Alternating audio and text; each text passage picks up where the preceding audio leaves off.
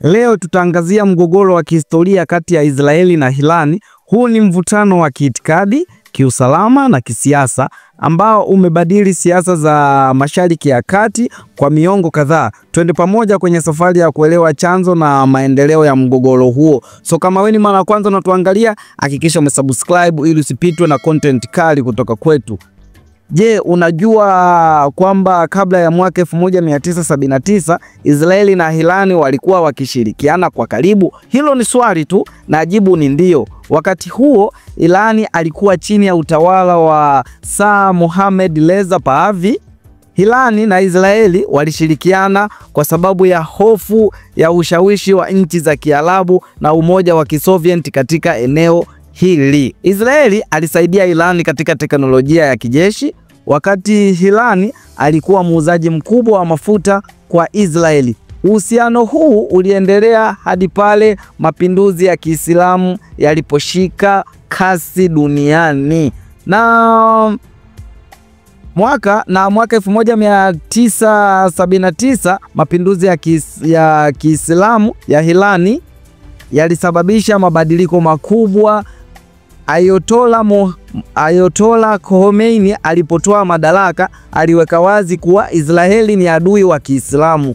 Uhusiano wa kidiplomasia uliowekwa kando na Irani alianza kusaidia vikundi vya wapinzani kama vile Hezbollah na Hamas. Hapa ndipo mgogoro wa kiitikadi ulipoanza kuchochewa na suala la Kipalestina na misimamo ya kidini.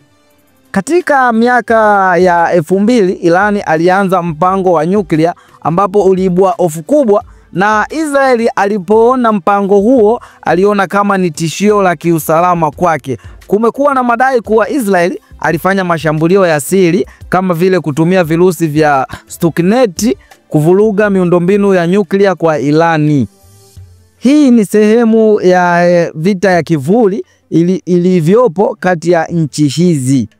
Kati ya miaka ya hivi karibuni, Israeli aliimarisha uhusiano wa nchi za Kiarabu kupitia Abraham Accord, hatua iliyolenga kupunguza ushawishi wa Irani katika eneo hili. Wakati huo vita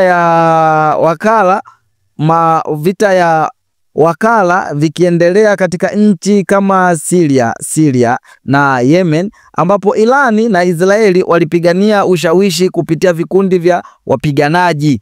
Mgogoro kati ya Israeli na Irani si tu kuhusu siasa, bali ni vita ya kiitikadi, kiushawishi wa kieneo na ushindani wa kiusalama. Tunaendelea kufuatilia mgogoro huu na athari zake duniani. Usisahau kusubscribe kwenye Tubone Media kwa maelezo zaidi kama haya. Tuachie maoni yako hapo, unadhani mgogoro huu utaisha lini?